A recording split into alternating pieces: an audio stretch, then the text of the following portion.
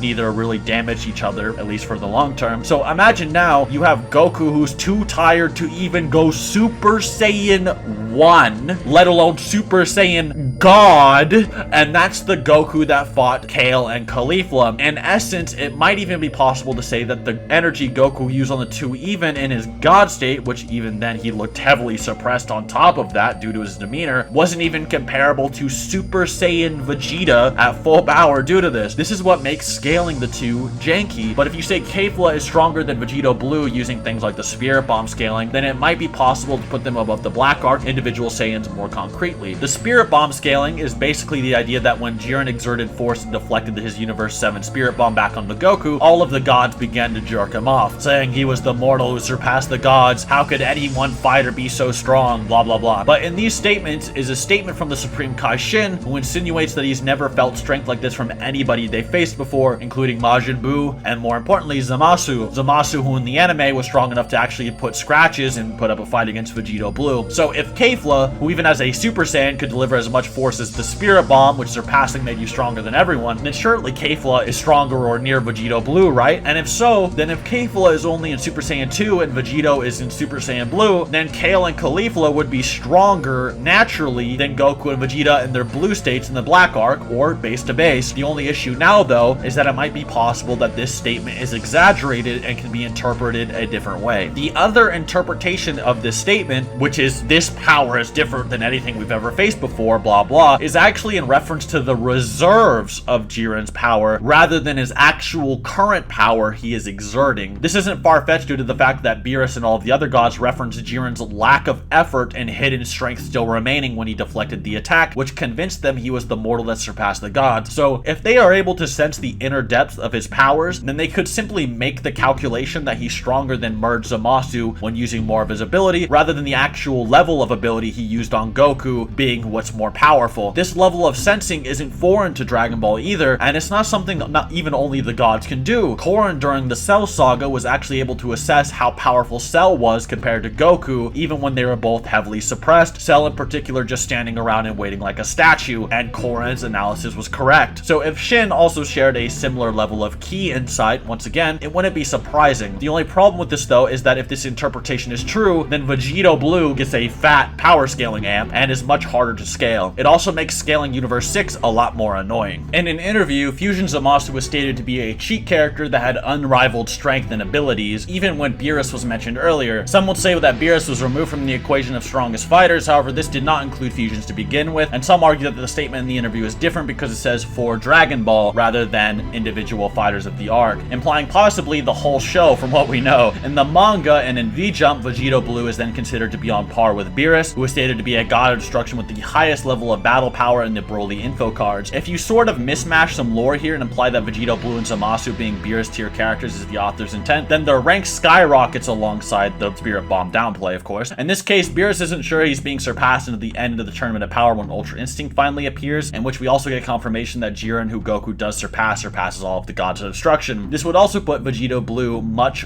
higher than Kefla and put him into A tier. If we use this version, it might be possible to still argue that characters like Goku Black and Future Trunks still can surpass the Universe 6 Saiyans without much contention due to a lack of feats, with Gohan scaling higher than them by default due to scaling higher than Fatigue Super Saiyan God and rivaling Golden Frieza and Super Speed Dispo. I've seen some people try to downplay Gohan by saying that Dispo is trapped inside Frieza's laser cage. However, this cage actually has a lot of room, surprisingly, and we actually see Gohan blatantly catch Dispo's punches that were blitzing Goku and giving Hit an insanely hard time, even while nerfed and based. So the debate is mainly Goku Black and Future Trunks versus the Universe 6 Saiyans rather than Gohan, but for this video I'll leave what I said up in the air and let you guys decide. Number 6 on the list in Class B is Super Saiyan Blue Evolution Vegeta. Of course he is number 4 if you consider Kefla stronger than Vegito Blue and Zamasu though, with Vegito Blue and Zamasu being either 6 and 5 or 5 and 4. This is mainly due to the fact that even with the Kefla wank, it's insanely hard to say that Kale and Caulifla even remotely rival the Spirit Bomb individually due to the fact that Super Saiyan Kefla's kicks are compared to it, let alone the base parts of the fusion. The reason Vegeta is higher than Kefla is mainly due to the fact that Vegeta becomes insanely powerful as the tournament goes on. I outlined these insane increases that range from the many thousands in my How Strong is Ultra Instinct video, which I seriously recommend by the way, but I'll bring up some of my newer arguments on top of those here. But a very easy way to look at it is just the final flash that Vegeta uses on Jiren. The energy from the final flash has many statements around it that amp Vegeta immensely even before he obtains Evolution Blue. For one, when Vegeta first starts fighting Jiren, he says he's never felt an energy as heavy and strong as this before, meaning he feels what he's fighting is above Kefla, and if you consider Vegeta able to remember things that happened when he was Vegito Blue, he considers this Jiren to be stronger than Fusion Zamasu as well. Of course, this argument that he can tell he's suppressed is still valid, however there's many different arguments here than just the Spirit Bomb. The first is that Vermod is insanely baffled by Vegeta's ability as a Saiyan to grow so powerful. Android 17 and even Ultimate Gohan are shocked at this level of ability, and even Beerus is quite confident in this final flash against Jiren despite knowing Jiren can easily deflect the Spirit Bomb. Jiren then actually blocks the final flash and is put on the ground and says the force of the attack wasn't half bad, something he doesn't even credit Omen Goku, who surpasses the Spirit Bomb plus Kaioken times 20 to begin with. This is all lined by Vegeta getting insanely amped after trying to learn how to fight Jiren, and it's stated numerous times due to Vegeta's demeanor, it seems that he was more than likely doesn't know the limits of Jiren's maximum strength, just like Goku didn't know when he launched the bomb either. But even without that, it's very easy to argue that his final flash surpasses the Spirit Bomb in Super Saiyan Kefla. Then with Evolution, which is confirmed a 20 times multiplier on par with Goku's Blue Kaioken Kaioken by the directors, it's very simple to put Evolution Vegeta above Super Saiyan 2 Kefla, and quite possibly even Vegito Blue if you don't use the Vegito Blue is equal to Beerus arguments, which in all honesty might only apply to the manga. Now we reach Class A, and the reason Vegito Blue and Murzumasu, if they're as strong as Beerus, would go here is because we know that Vegeta is actually stated to not be on par with the Gods of Destruction quite yet without fusing. So in this case, anyone who is would more than likely be more powerful. This gets pretty contentious though, and just let me say flat out again and again, we cannot answer who is stronger between Class A objectively. The only one that's pretty clear cut is obviously Gogeta is stronger than Broly, but how Ultra Instinct Goku scales to the Broly movie is very, very vague, and we have to wait in the future to fully learn the answer. We know that Broly is compared to Beerus and is considered possibly stronger by Goku, and Gogeta manhandles him pretty hard. Funny enough, actually, I've heard some arguments that Broly is stronger than Gogeta, but Gogeta was just faster, which is why he damaged him. Obviously, this is nonsense, as Gogeta not only is able to block Broly's attacks at first and just Super Saiyan, but later on they have many fist and energy clashes, and that Gogeta just straight up overpowers and slams Broly away all the time, getting to the point he can draw blood from Broly and damage him to the point he can barely stand, while not even really trying the whole time. With Ultra Instinct Goku, we know that he scales far above Base Jiren. Base Jiren is stated in many guides to blatantly surpass the Gods of Destruction. Funny enough, people use the guide where Beerus questions if Goku surpassed him with Ultra Instinct, even though Ultra Instinct wasn't actually at full power quite yet, to downplay Jiren, but they seem to fail to realize that right next to this, on literally the same scan, there is a statement that talks about Jiren's strength objectively outside of Beerus' opinion, which says, the warrior called Universe 11's strongest warrior, who put himself through bloody training from a young age. He lightly exercises his power that exceeds the Gods of Destruction and overwhelms Goku. Ultra Instinct Goku in both the anime and manga promotional material stated to be a power that surpasses the Gods of Destruction, and blah blah blah. There's many of these. I could point out more and more. The problem though is that Jiren gets even stronger than this, to the point that Goku, who could fondle the Beyond God Destruction Jiren like Gogeta did Janemba, can actually fight Goku again and even blast him away. But then we have a new statement that confirms Ultra Instinct Goku only gets more powerful as it actually fights, and then Goku gets to the point where he actually destroys Jiren without any difficulty. So you kind of have a list that goes the Gods of Destruction, then Jiren, then Ultra Instinct, then Hidden Power Jiren, and then Ultra Instinct again. So there's a few levels of bullying past the Gods of Destruction, and that's why the statement Broly is possibly stronger than Beerus isn't really holding so much oomph per se. I've had a lot of debates on this topic, and it gets into a lot of weird guide territory and semantics, and I don't want to make this a Broly versus Goku video, but I'll say in my own professional opinion that this debate is more so Gogeta versus Ultra Instinct Goku than Broly. So who do you guys think should be number one? Really depends on that matchup. Of course, Broly versus Jiren is more so a debate than Goku versus Broly, in my opinion. I do think I would like to see you guys talk about Gogeta versus Goku in the comments. I'm really interested. Anyways, guys, that's generally my list. I'm sure there's going to be a lot of toxicity from this video, even though I was very generous. I was very calm. I just said, hey, you know, you guys decide. So if anyone gets too mad, I don't know, it'd be kind of weird. But I mean, we're talking about Dragon Ball fans who don't care about context. I mean, joking. Kinda. Besides that, sorry for not including literally every Saiyan in reality, like Onyo and whatever, but just know that Timebreaker Bardock slaps everyone on the list. Thanks for watching, until next time.